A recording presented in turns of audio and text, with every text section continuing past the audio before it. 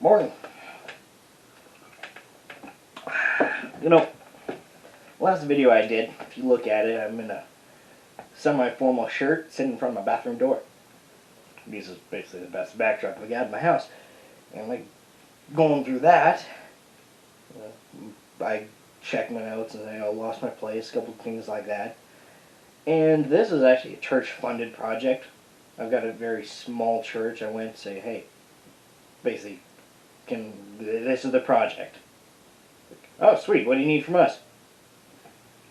How about a camera? We got me a camera. So, I went to the business meeting, and one of the deals was I'll go ahead and put these up for review before I post them. And that way, I'm not doing weird stuff creating cold over here, essentially. And it was pointed out by the elder that went ahead and reviewed that last video that I wasn't professional. Or professional enough. It wasn't going, hey, you're not professional enough, that was horrible. It was, hey, you need to work on being professional. There's a couple parts there, and I absolutely agree. There's a couple parts in that video that made it so I definitely wasn't professional. So here I am in my PJs drinking my morning coffee. Professional, yeah. But that talk made me realize, probably not in the intended fashion, that I was trying to be professional. That's not why we're here. We're here to figure out the truth of Christianity's creation, I guess you could say. The truth of what we believe. And we're here to shatter things that Christians hold as sacred truths, that are lies. We want the bare bones. This is what it is. We are not here for professionalism. In fact, if anything, this is a chat between two friends. I just can't see one of them. So why was I trying to make a profession? So we're not going to worry about that. I got my Bible. Actually, my mother's Bible. I still can't find mine. Thing's a lot older than I am. I got my coffee. I got extra coffee right over there. I worked till about 2 a.m. It's now 9 a.m. I've been up since 8. I'm tired as all get out. So, that's why I got coffee. I got my notes, and I was actually going to try to squeeze the Tower of Babel into this, but when I got going actually into Cain and Abel, the story of Cain and Abel takes longer to explain than Noah. And you'll see why, actually. And this would be the second of long-held truth by Christians that we're going to shatter. The first one being that it was an apple in Eden. And we're going to hit Cain and Abel, and we're going to pop on over to Noah, and we'll call it good. And we'll try to do this quickly so it's not a half hour again. Sorry about that. But I am going to be very careful with this Bible. It is very old, like I said. So, if we hop on over to Genesis 4, that is when we see the story of Cain and Abel. And bare bones boil down. Cain and Abel, two sons of Adam and Eve. Cain's the elder, Abel's the younger. Cain is a worker of the ground, tiller of the ground, and Abel is a shepherd. They both bring offerings to the Lord. The Lord rejects Cain's, and he goes ahead and accepts Abel's. Cain's mad, in the field, kills his brother. God comes to him, he denies it. God kicks him out. Cain complains that it's more than he can bear. He's going to be killed when he's found. So God goes ahead and puts a mark on Cain, saying, you'll be avenged sevenfold. Kind of like the band. I always found that funny. Get out. Cain goes, finds a wife, starts his own village, starts his own descendants. Now let's go ahead and look at that and clear up a couple things, because for the longest time, actually up until I was studying this, I could not figure out how Cain found a wife. So we're actually going to look at that. And the second misconception, so I should start keeping a tally, is Cain did not kill his brother with a rock. In fact, it's never said how. It definitely makes sense that he killed him with a rock. But Christians go, Cain killed his brother with a rock. You got an extended version, the director's cut of the Bible? Because mine doesn't say that. So, let's go ahead and actually look at it all the way through. Let's figure out what's going on here. So, they both go ahead and bring their offerings to God. And in the process of time it came to pass that Cain brought of the fruit of the ground an offering unto the Lord. And Abel he also brought of the firstlings of his flock, and of the fat thereof. And the Lord had respect unto Abel and to his offering. But unto Cain and his he had not respect, and Cain and his offering he had not respect. And Cain was very wroth, and his countenance fell. And the Lord said unto Cain, Why art thou wroth? And why is thy countenance fallen? If thou doest well, shalt thou not be accepted? And if thou doest not well, sin lieth at the door. And unto thee shall be his desire, and thou shalt rule over him. It's very curious, actually. That's two King James versions that say something a little different than mine, and I'm wondering if mine might not be correct. You have to be. I'm actually glad this point came up, because the amount of Bible translations out there, King James Version is one of the most reliable. In 1611 is when it came out, and King James of England found the older versions. I believe the one of that time was Great Bible of England or something like that. He found that the versions, past few versions, contradicted each other and were corrupt and couldn't be relied upon. So they had a team of like 50 Bible scholars or something like that went ahead and put it together. Apparently the Peshitta might be more reliable than it. I'll have to look into that and I'll let you guys know. But corruption and greed gets into everything, and Christianity is certainly no exception. And the amount of translations that come out, they change something little or something up to keep that going. It's a very profitable venture. The Bible's one of the most sold books on the planet. So just be very careful, do your research, figure out if it's reliable or not. And actually, when we get into the New Testament, we're going to see where the New King James actually is not reliable because of one comma. It changes up the entire meaning of a sentence to go something completely misdirecting. We will get into that, I promise.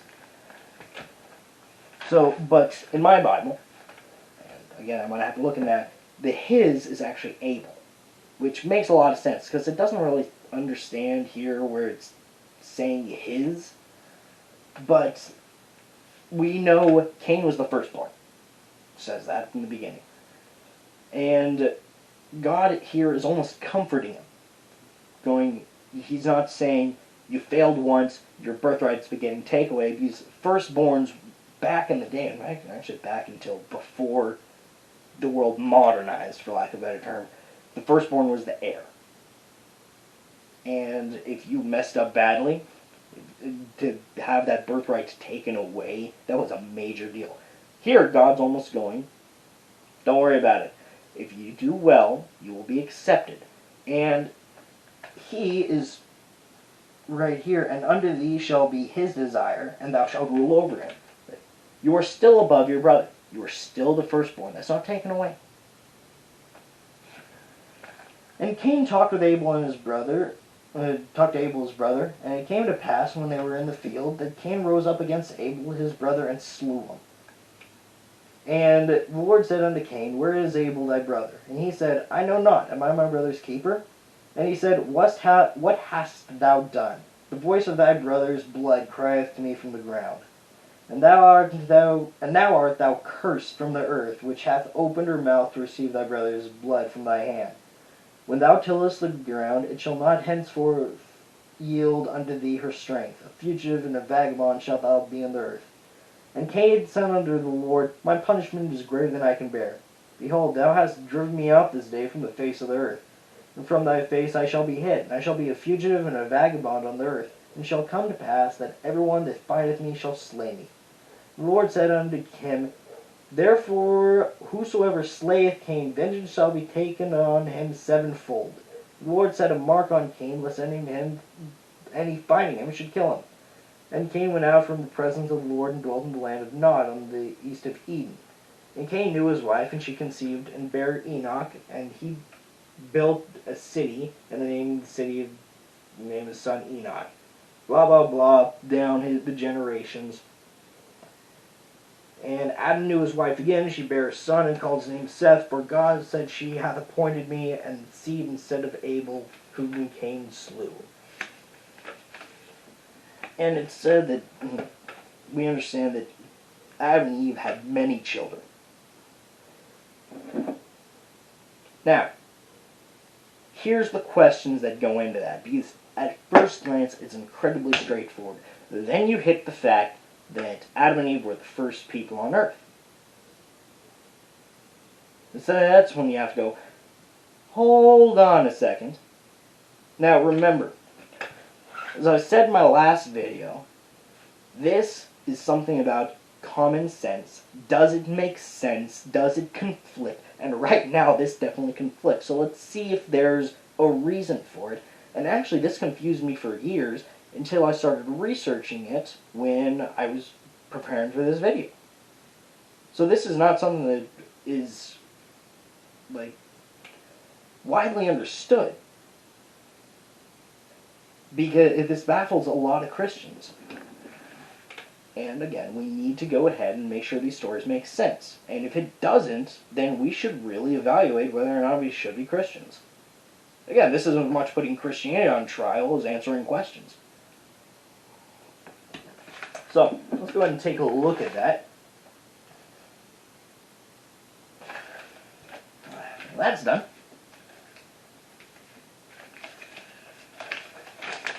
Oh, sweet, I barely had to use my notes. So, first off, Cain did almost exactly the same thing as Adam did. Now, if we recall in the Garden of Eden, when Adam was questioned by the Lord, he passed off the blame. Here Cain just straight up denies. But both of them were offered the chance to repent, say, it was me, I am so sorry, I can't believe what I've done, to truly repent in their hearts. Neither of them does.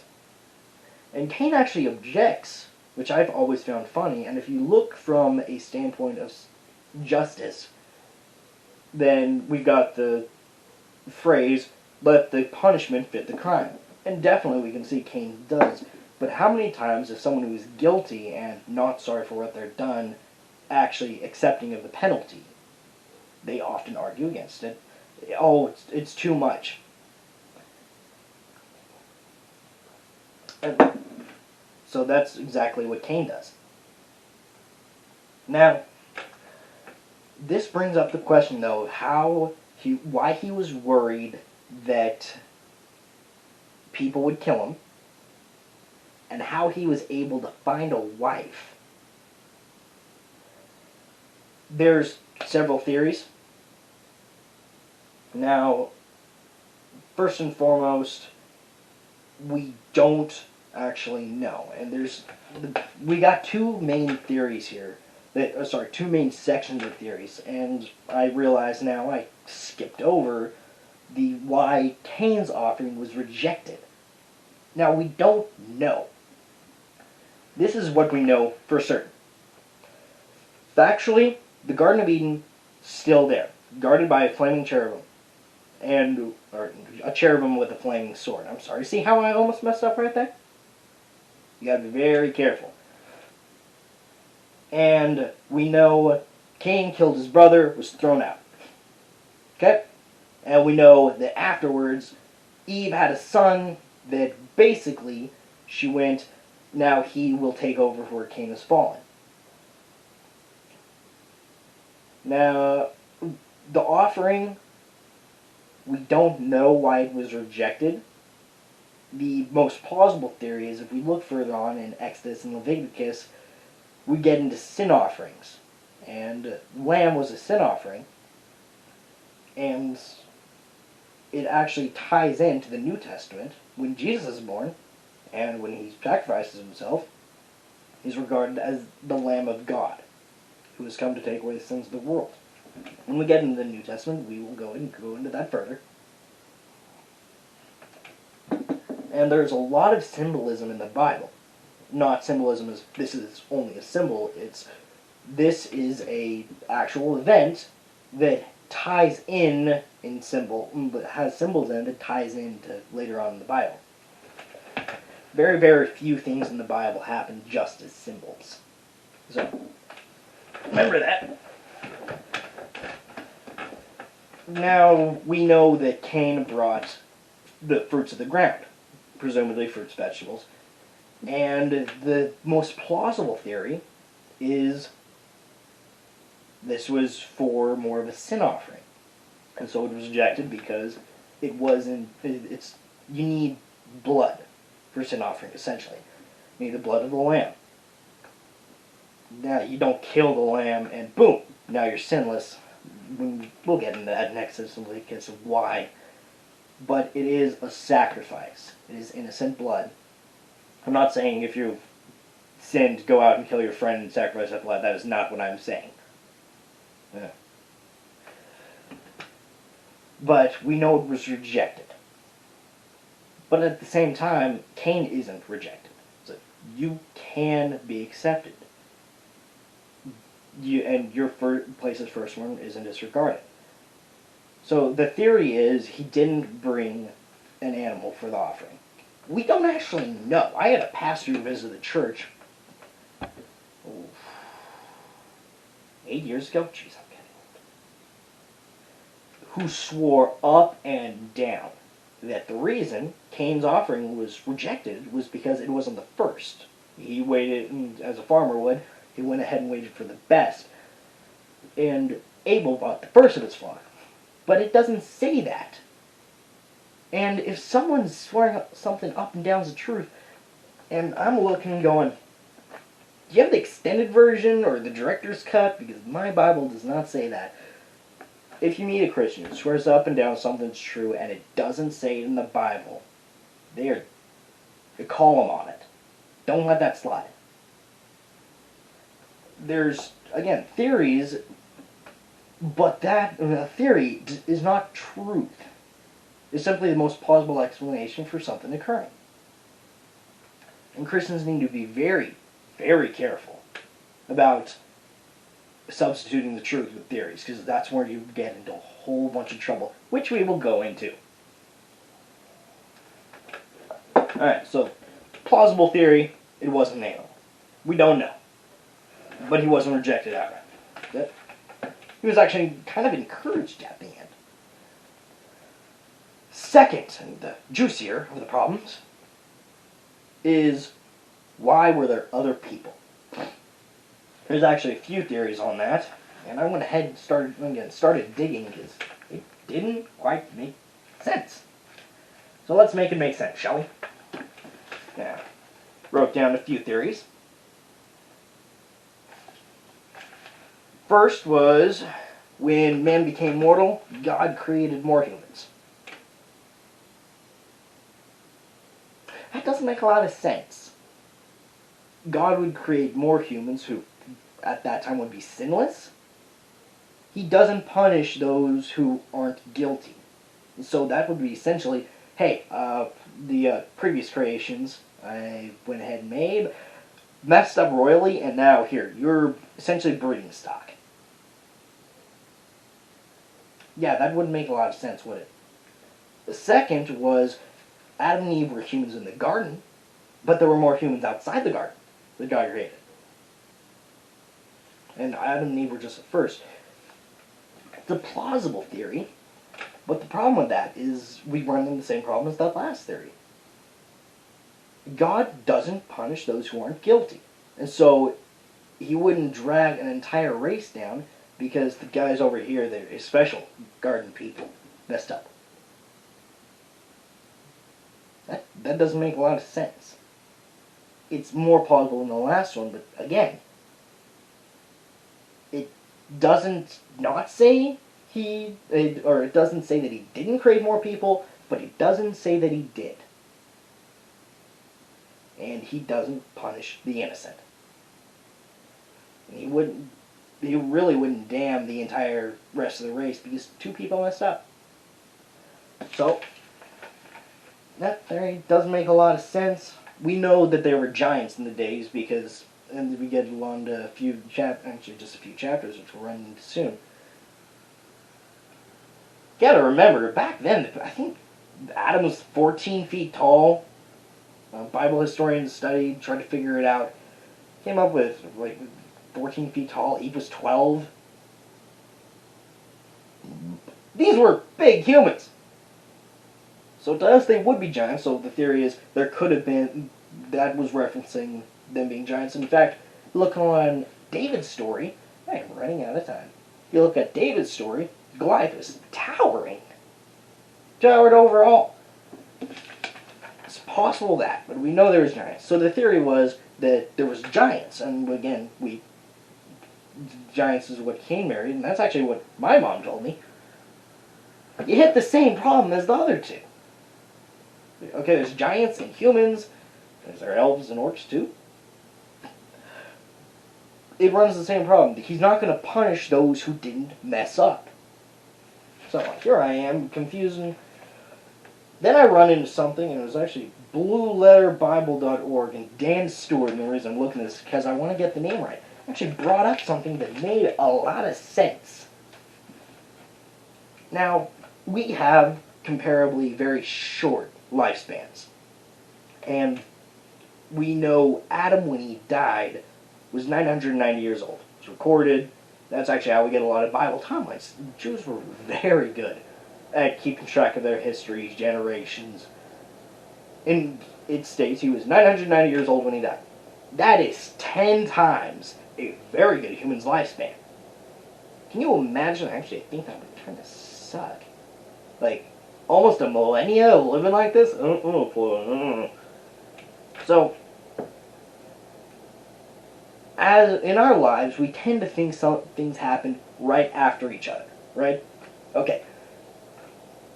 There's the offering, killed his brother immediately after the rejected the offering, and then goes out, finds a woman, immediately marries, and continues on. We know Seth was born after Cain killed Abel. It does not say, however, that, and we know Cain and Abel were the firstborn. It does not say she didn't have children between them. It does not say how long after she had Seth that Cain found his wife. I think they had children between them, because Cain is already worried about somebody finding him and killing him. And we know they had a lot of children, so it states that they were already plentiful among the earth. They already had a lot of kids. And the kids went out and had their own lives. So the theory that there was more time than we think passing between makes a lot of sense. Say, what if they were 50 years old before this happened? What if the anger festered for 10 years? What if they could have been 50, 100, 200 years old? We don't know. And that makes the most sense, that there was a much longer period of time between it. They didn't have such short lifespans. And Eve, in the meanwhile, still popping out kids. Best way to put it. So that theory makes the most sense, because then they would have time to replicate and go among their... Think of how many... There was... So I heard a story from like the 1900s, early 1900s, and you got a picture of... You got the mother, the great-grandmother, great-grandfather. You got the kids, the grandkids, and the great-grandkids. And holy cow, you get the great-grandkids, there's like 20 or 30 kids stacked along there. In the process of about 100 years, you get 20 or 30 people. And that's just from 2. So if they had like, I think they had 4 or 5 kids, it extends on out. Apparently they knew how to party back in the day. So the theory that it was a long time, and they spread on out, and we don't actually have the laws about sexual relations till we get into Exodus or Leviticus. And even then, it's like immediate cousins. is the limit, and then first cousin or something like that, is permissible to marry. So those laws are actually a lot closer than what we think. So, and that's the theory that makes the most sense. And looking at the 25-minute mark, I'm going to get continuing on. So, go ahead and let me know feedback or questions or comments about that. Now, we are going to go on, continue on, we get through Seth. Now, chapter 6. I should almost end it here and post another video. Jeez. In fact, that's what we're going to do. I will go ahead and record another video after this. But that way these can be two separate segments. Because, again, I'm looking at the 25-minute mark. I don't think people want to sit for continuing it on. So, we'll go ahead and make Noah and the Flood lesson 3. So, again, questions, comments, and we'll go ahead and get on to the next one. Fancy little remote.